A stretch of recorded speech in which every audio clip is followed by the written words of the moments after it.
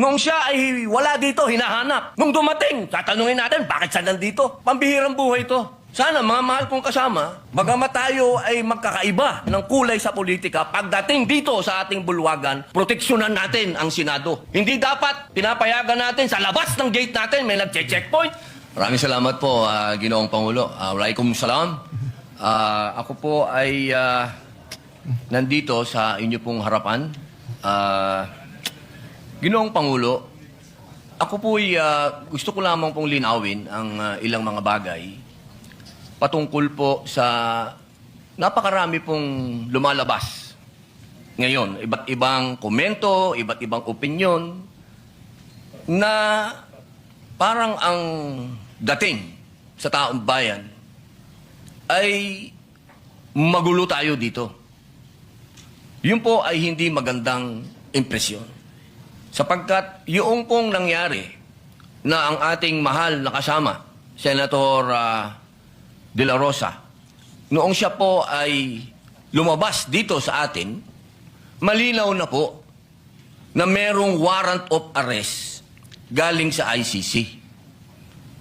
Kung nung mga panahon po dati ay kine-question siya, tinatanong siya kung bakit siya nagtago, ngayon po ay wala nang question.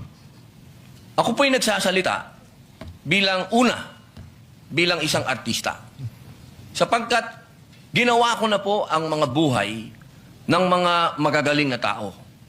Katulad po, nung ginawa ko ang buhay ni Senator Lacson, yung 10,000 hours, pati po yung kanyang pagtatago, yun po ay sa kadahilan ng may prinsipyo siyang pinaglalaban.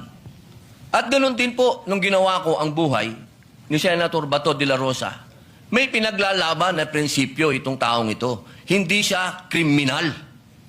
Ang napakapangit po na impresyon na binibigay, parang tayo dito sa Senado ay nagtatago tayo ng kriminal.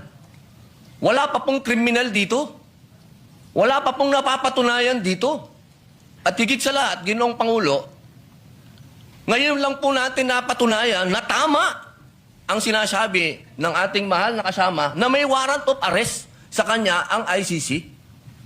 Kaya dito po sana, Ginoong Pangulo, nabubura na yung sinasabi na siya'y nagtatago ng walang dahilan. Yung po yung sana ang maging maliwanag sa taong bayan na meron din po tayong adopted Senate resolution. Ito po yung number 44 na malinaw po doon sa resolution na ito expressing the sense of the Senate of the Philippines to protect all Filipinos against extrajudicial rendition and guarantee then a reasonable time prior to their surrender by extradition from the Philippines to seek redress from the courts and avail of legal remedies. So wala po tayong ginagawang kaimposiblihan dito dahil sinusunod po natin ang resolution natin. Dahil siya po, inaasahan natin at meron din po siyang pending na TRO sa Supreme Court.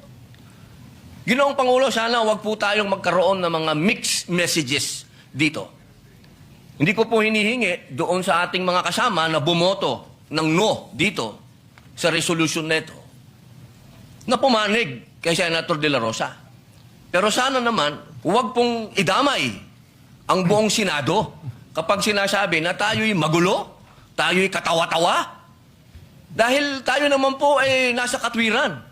Kung hindi tayo nakakaintindihan sa katwiran, huwag tayong magsiraan. Dahil tayo naman po sumusuporta kapag tama naman at hindi naman patungkol sa ating bulwagan. Pero pagkatungkol sa ating bulwagan na ang pinag-uusapan, huwag po sana tayong magsiraan. Ito pong pagkakataon nito, Ginoong Pangulo, sana'y maging masaya tayo na nandito na ang ating kasama. Na kahit pinaghahabol, diyan ay pumunta dito at ipinakitang siya ay isang senador. Nung siya ay wala dito, hinahanap. Nung dumating, tatanungin natin, bakit siya nandito? Pambihirang buhay to.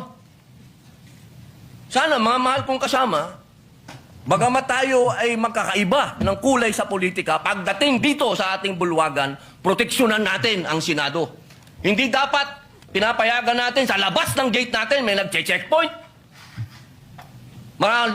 Ginoong Pangulo, maraming salamat po. Wala kaming tulog. Pasensya na kayo.